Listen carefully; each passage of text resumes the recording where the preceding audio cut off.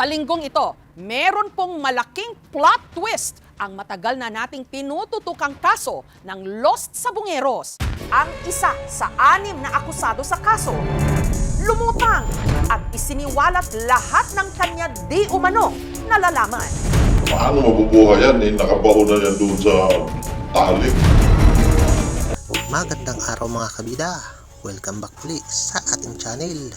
Sa video nga na ito ay ating matutunghayan ang kaso tungkol sa mga nawawalang sabongero.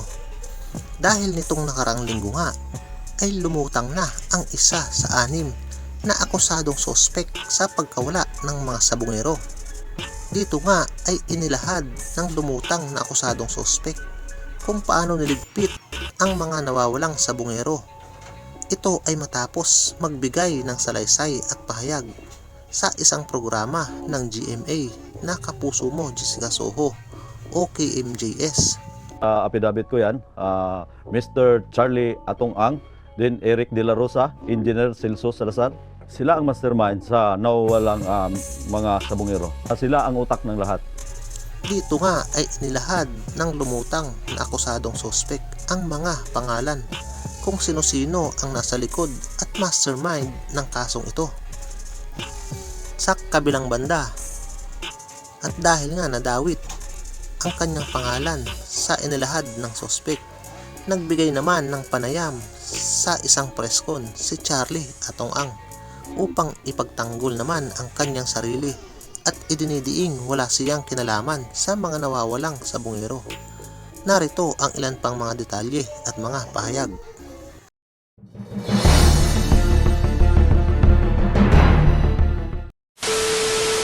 Kaya naman ako nandito, yun na yun nakikipag-cooperate na nga ako, sinasabi ko lahat kung ano yung nalalaman ko, kung ano yung abot lang ng isip ko, mayroon sabihin ko yung mga hindi ko alam. Kaya tatanungin niyo ako about the case, kung ano nangyari sa mga hindi ko alam yun. Yung nalalaman, nalalaman ko, wala kami, so sabihin ko, tama naman yung sinabi ng ating presidente na kailangan malaman ng katotohanan, kaya lumabas na ako kasi kung lagi pakikinggan siya, baka lahat kami guilty na. So, i-repeat ko lang na the reason na nandito kami and the reason we filed the case is because number 1, for the truth to come out. Number 2, to affirm that Atong Ang and the members of this the investors group are willing to cooperate with government.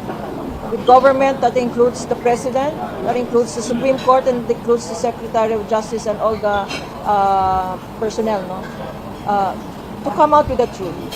We are on the side of justice here. We are on the side of the families who lost their loved ones, who up to now do not know kung saan ang kanilang mga kapamilya, kamag-anak.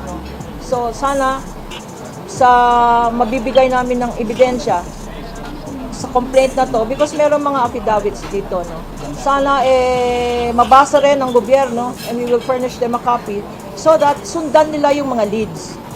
Hindi lang isang lead lang na false pa and misleading.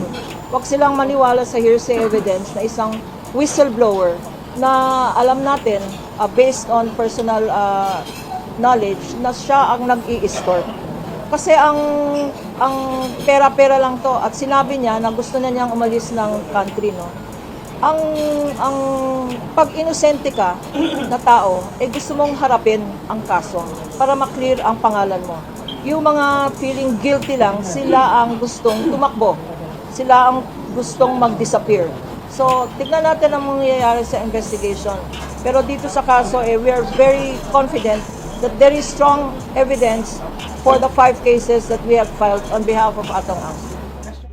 Lalo na sa Channel 7, kapareho kahapon, nakikiusap lang ako sa media. Gawin yung fair lang, katulad na hindi naman niya narinig ang side namin. Kahapon lang, isipin nyo, biglang inilabas na niya na sinusuhulan ko si Dog. Dapat tinanong muna niya, binabalanse bago siya maglabas. Di ba? Yun ang parang one-sided Dapat, pag may mga ganong media, di ba? Kung ako tatanungin sa media, may nag-accuse, dapat yung ina-accuse, tatanungin muna bago maglabas, both sides ilabas. Katulad niya. Late ako nagsalita ngayon. I'm sure hindi ako i-cover ng Channel 7 siguro ngayon. Talagang ito simula umpisa, ito mo.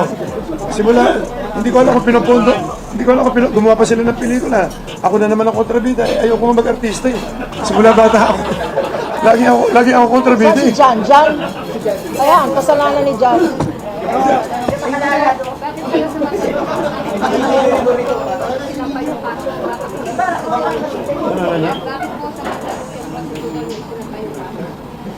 This is his place of residence. Dito ako nakatira dito ako lumaki sa Mandaluyong talaga. Lumaki ako sa tabi ng squatter talaga ako lumaki. Kilala ako dito. Talagang dito ako lumaki sa Mandaluyong.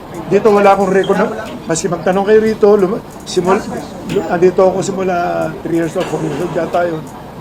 Wala akong kaso dito maski na ano. Last question po, may pipirmahan pa sa prosecutor. Laban na ito ng isel. Bakit po kayo, sir, dapat po kayo wala ng tao bayan sa Well, hindi ako pareho ng Channel 7 na hindi binabalanse lahat. Ang gusto ko lang balansehin niyo muna bago kayo maglaba. Ako, pakinggan niyo lang yung side ko. Ngayon, i-analyze niyo ngayon doon sa side na sinasabi ni Don. Number 1, tingnan niyo pagkatao niya, pagkatao ko, pagkatao namin lahat. For sure, nakikinig po nanonood si Don Matigongan. Ano po gusto niyong direktamente sa pisa? Magsabi na siya ng totoo. Yun ang sabi ko na, Don, mag-isip ka doon. Kung ano man ang mga, huwag ka na magsinungaling. Tinuri kita parang anak ko eh. Hindi ko alam na ganyan ka kasama. Pati ako, papatayin mo pa, kikidnapin mo pa ako. Yun lang, ganun lang kasimple. Kailangan ko ng proteksyon na ng sarili ko na. Tsaka ang grupo namin kawawa na kami masyado. Yun lang. Maraming salamat. Maraming salamat. May isla ko, pagkain tayo dyan. Kain lang kayo lahat dyan ha, tapos bayaran nyo na. Okay na bayaran nyo.